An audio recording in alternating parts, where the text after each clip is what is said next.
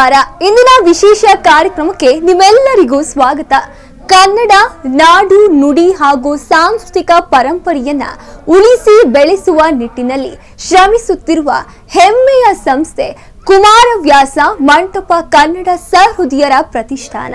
ಈ ಪ್ರತಿಷ್ಠಿತ ಸಂಸ್ಥೆಯ 3ನೇ ವಾರ್ಷಿಕೋತ್ಸವ ಸಮಾರಂಭವು ರಾಜಾಜಿನಗರದಲ್ಲಿ ಅತ್ಯಂತ ಸಡಗರ ಹಾಗೂ ಭಕ್ತಿ ಭಾವದಿಂದ ಯಶಸ್ವಿಯಾಗಿ ಸಂಪನ್ನಗೊಂಡಿದೆ. ಧಾರ್ಮಿಕ ಸಮಾರಂಭದ ಝಲಕ್ ಇಲ್ಲಿದೆ, ಬನ್ನಿ ನೋಡೋಣ.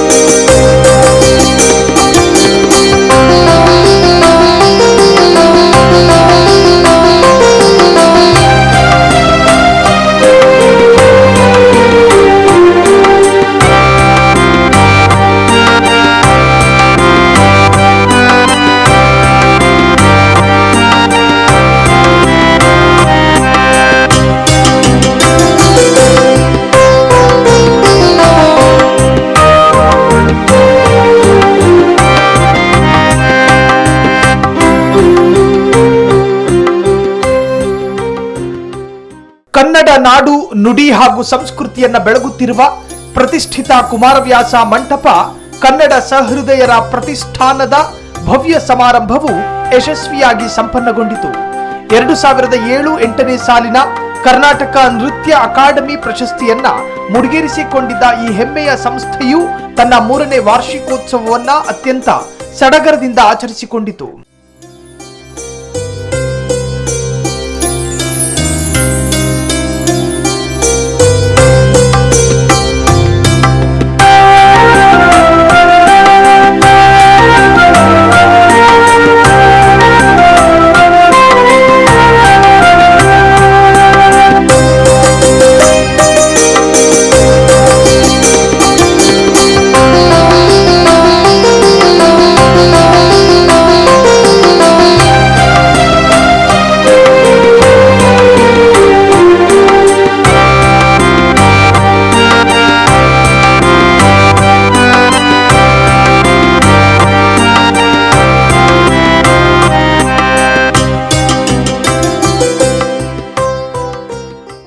ಯಶಸ್ವಿ ಸಮಾರಂಭದ ನಡುವೆ ಸಂಸ್ಥೆಯ ಬೆಳವಣಿಗೆಗೆ ಕಾರಣರಾದ ಮಹಾನ್ ದಾರ್ಶನಿಕರನ್ನ ಅತ್ಯಂತ ಭಕ್ತಿಪೂರ್ವಕವಾಗಿ ಸ್ಮರಿಸಲಾಯಿತು. ಪ್ರತಿಷ್ಠಾನದ ಮೂಲ ಸಂಸ್ಥಾಪಕರಾದ ಕೀರ್ತಿ ಶೇಷ ಶ್ರೀ ಡಿ ರಾಜರಾಯರ ನಿಸ್ವಾರ್ಥ ಸೇವೆಯನ್ನ ಗಣ್ಯರೆಲ್ಲರೂ ಮುಕ್ತ ಕಂಠದಿಂದ ಕೊಂಡಾಡಿದ್ರು. ಹಾಗೆಯೇ ಈ ಕಾರ್ಯಕ್ಕೆ ಸ್ಫೂರ್ತಿಯ ಚೇತನವಾಗಿ ನಿಂತಿದ್ದ ಕನ್ನಡದ ಕಲಿ ಕೀರ್ತಿ ಶೇಷ ಡಾಕ್ಟರ್ ಆನಾಕ್ರು ಅವರ ಕೊಡುಗೆಗಳನ್ನ ಸಹ ಹೆಮ್ಮೆಯಿಂದ ನೆನಪಿಸಿಕೊಳ್ಳಲಾಯಿತು. ಈ ಇಬ್ಬರು ಮಹನೀಯರ ದಿವ್ಯ ಆಶೀರ್ವಾದ ಹಾಗೂ ಮಾರ್ಗದರ್ಶನವೇ ಇಂದಿನ ಈ ಸಂಭ್ರಮಕ್ಕೆ ಕಾರಣ ಎಂಬುದನ್ನ ವೇದಿಕೆಯು ಸಾರಿತು.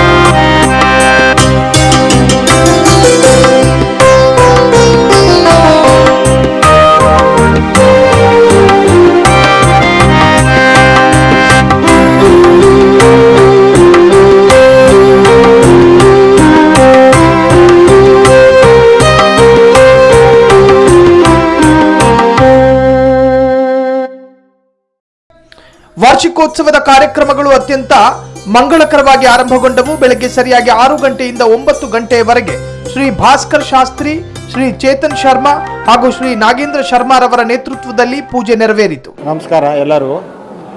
ಇವತ್ತು ಇಲ್ಲಿ ಕುಮಾರಸ್ವಾಮಿ ವ್ಯಾಸ ಮಠದಿಂದ ವಾರ್ಷಿಕೋತ್ಸವ ಕಾರ್ಯಕ್ರಮ ನಡೀತಾ ಇದೆ. ಅದು ಎಲ್ಲರೂ ಭಕ್ತಾದಿಗಳು ಬಂದು ಇಲ್ಲಿ ಹೋಮ ಹವನ ಎಲ್ಲ ನಡೆಯಿತು. ಎಲ್ಲರೂ ಬಂದು ದೇವರನ್ನು ಪ್ರಾರ್ಥಿಸಿ ಹೋಮವನ್ನು ನೋಡಿ ಎಲ್ಲರಿಗೂ ಇದಾಯಿತು. ಎಲ್ಲರಿಗೂ ಒಳ್ಳೆಯದಾಗಲಿ ಅಂತ ಹೇಳುತ್ತೆ. ಶ್ರೀ ಮಹಾಗಣಪತಿ ಲಕ್ಷ್ಮೀ ನರಸಿಂಹ ವೇಣುಗೋಪಾಲ ಸ್ವಾಮಿ ಮತ್ತು ವೀರಾಂಜನೇಯ ಸ್ವಾಮಿಗಳಿಗೆ ಅತ್ಯಂತ ಶ್ರದ್ಧಾಭಕ್ತಿಗಳಿಂದ ವಿಶೇಷ ಅಭಿಷೇಕವನ್ನು ಮಾಡಲಾಯಿತು. ವೇದ ಮಂತ್ರಗಳ ಪಠಣದೊಂದಿಗೆ ನಡೆದ ಈ ಅಭಿಷೇಕವು ಸೇರಿದ್ದ ಭಕ್ತಗಣವನ್ನ ಆಧ್ಯಾತ್ಮದ ಉತ್ತುಂಗಕ್ಕೆ ಕೊಂಡೊಯ್ಯಿತು.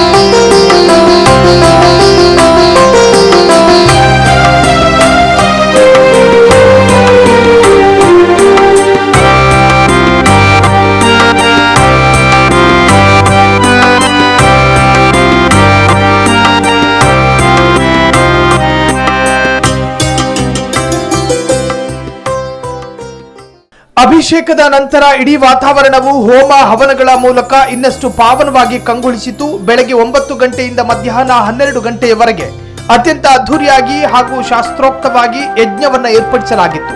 ಅಗ್ನಿದೇವನಿಗೆ ಸಮರ್ಪಿಸಿದ ಈ ಪವಿತ್ರ ಆಹುತಿಯು ನಾಡಿಗೆಲ್ಲ ಒಳಿತನ್ನ ತರಲಿ ಎಂದು ಪ್ರತಿಯೊಬ್ಬರೂ ಭಕ್ತಿಯಿಂದ ಪ್ರಾರ್ಥನೆ ಮಾಡಿದರು.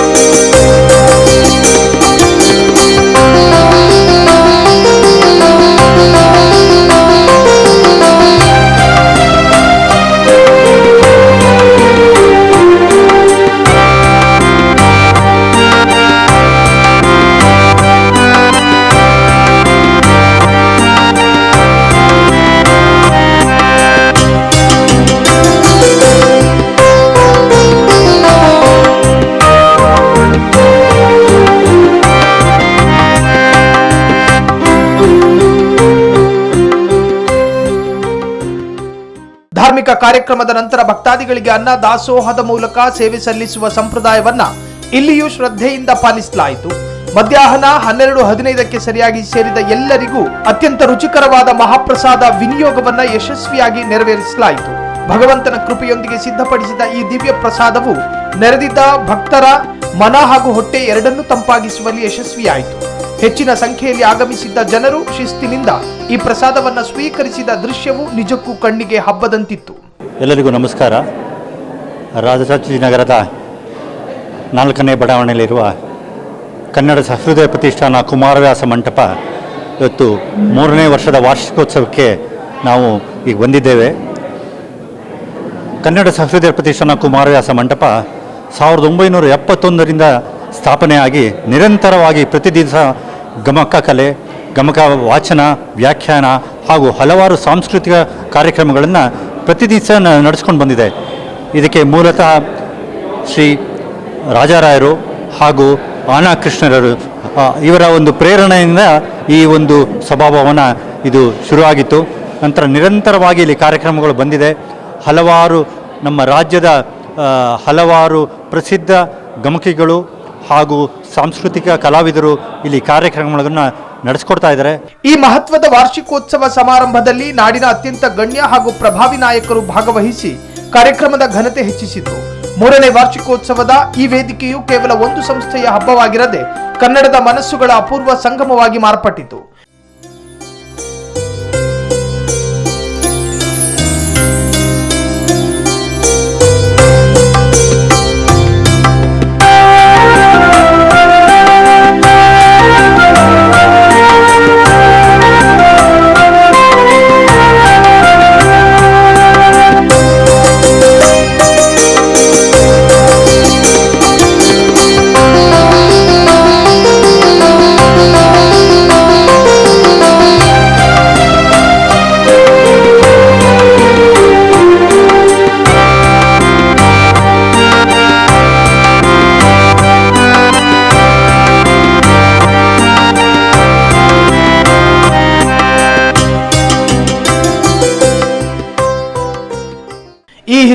ಶಿವಮೊಗ್ಗದಲ್ಲಿ ನಡೆದ ಪ್ರತಿಯೊಂದು ಕಾರ್ಯಕ್ರಮವೂ ಇತಿಹಾಸದ ಪುಟಗಳಲ್ಲಿ ದಾಖಲಾಗುವಂತಹ ಅದ್ಭುತ ಅನುಭವ ನೀಡಿತು.